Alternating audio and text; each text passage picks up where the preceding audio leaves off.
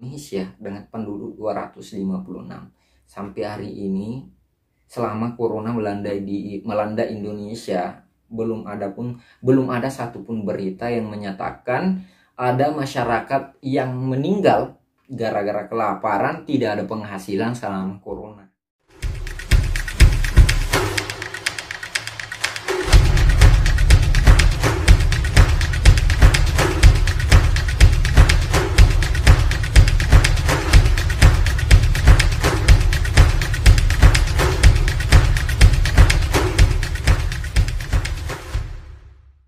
Dia selalu mengatakan, saya mendapatkan bantuan selama PKP tahap kedua ini. Setiap rumah mendapatkan bantuan. Dan sampai sekarang dia mendapatkan beras, kalau tidak salah totalnya 35 kg. Tidak hanya beras yang dia dapat.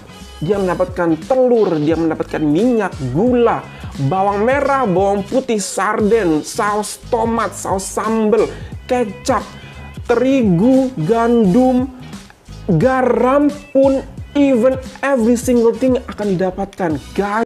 Oke, terkait tentang bantuan ini, ya, terkait tentang bantuan sembako ini di Indonesia, khusus penerima program Keluarga Harapan itu sudah mendapatkan bantuan tambahan selama COVID-19 ini dengan bantuan sosial beras, namanya bantuan sosial beras 45 kg yang disalurkan dalam 3 bulan.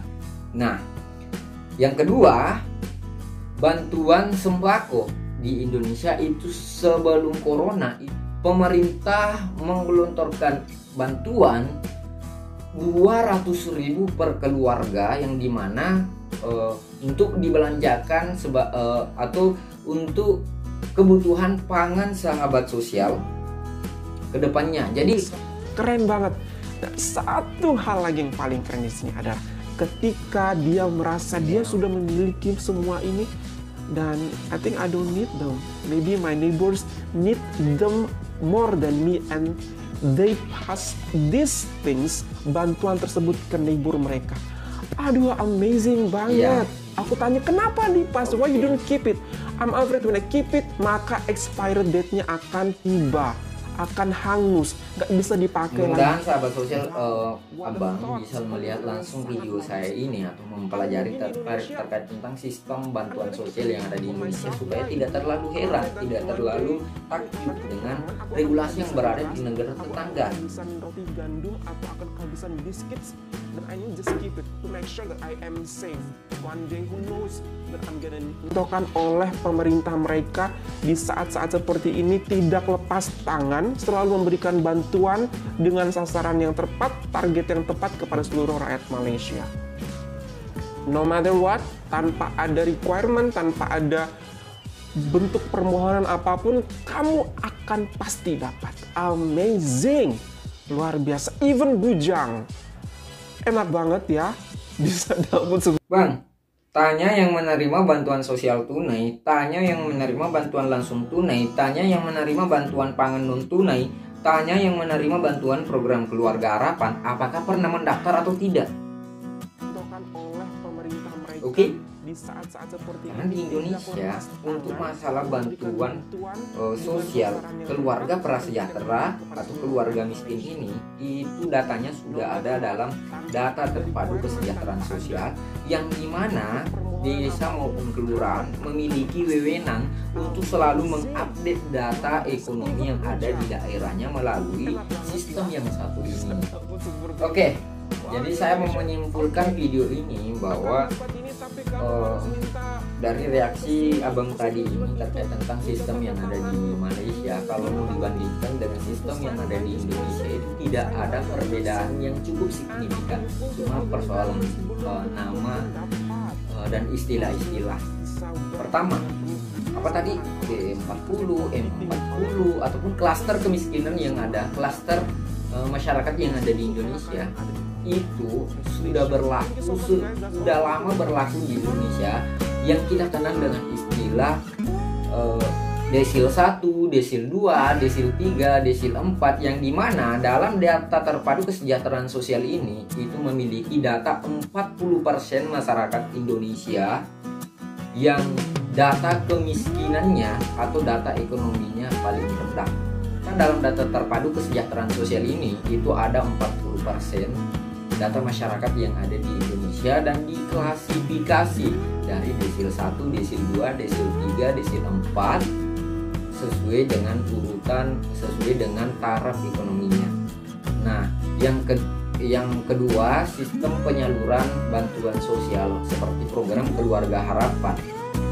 Di Malaysia kalau misalnya mendapat lajang ataupun single anak muda ya mendapatkan bantuan, di Indonesia itu dijamin dalam program Kartu Indonesia Pintar,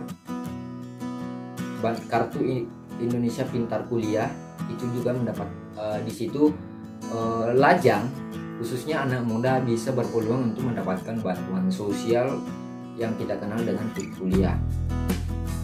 Selanjutnya untuk bantuan dalam program Keluarga Harapan itu juga dijamin untuk anak-anak sekolah itu dijamin dalam program Keluarga Harapan. Jadi ada dua bantuan untuk lajang untuk anak muda. Pertama, bantuan program Keluarga Harapan untuk anak sekolah, kategori anak sekolah. Yang kedua, KIP, Kartu Indonesia Pintar untuk anak sekolah. Yang ketiga, KIP kuliah untuk anak-anak yang sudah selesai masa sekolah dan melanjutkan studinya di perguruan tinggi. Itu juga dijamin dalam pesertaan Kartu Indonesia Pintar Kuliah. Nah, selanjutnya terkait tentang besaran bantuan yang ada di Malaysia dan yang ada di Indonesia, ini sebenarnya tidak layak kita sandingkan. Pertama, dari segi geografis, Indonesia dan Malaysia itu memiliki perbandingan yang cukup jauh.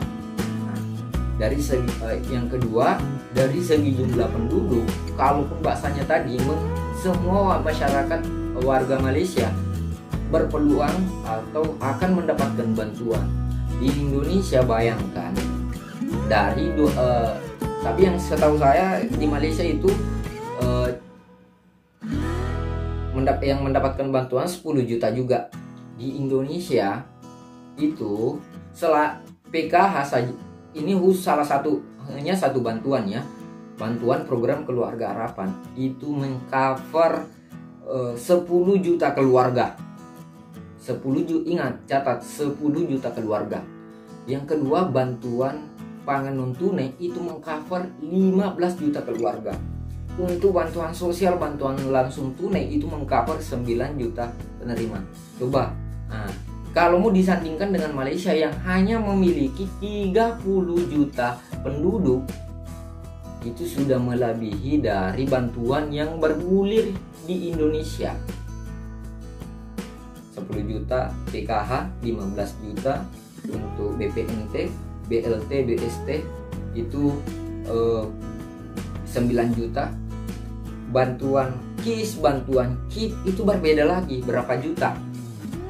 Nah, cukup itu saja untuk video kali ini. Jadi untuk menyandingkan, saya tidak ingin ini cuma meluruskan pemikiran sahabat sosial sekalian yang suka membandingkan bantuan-bantuan di beberapa negara dengan bantuan yang ada di Indonesia, supaya bisa memahami sistem yang ada di Indonesia, sistem penyaluran bantuan sosial yang beberapa negara juga sudah mempelajari sistem yang ada di Indonesia.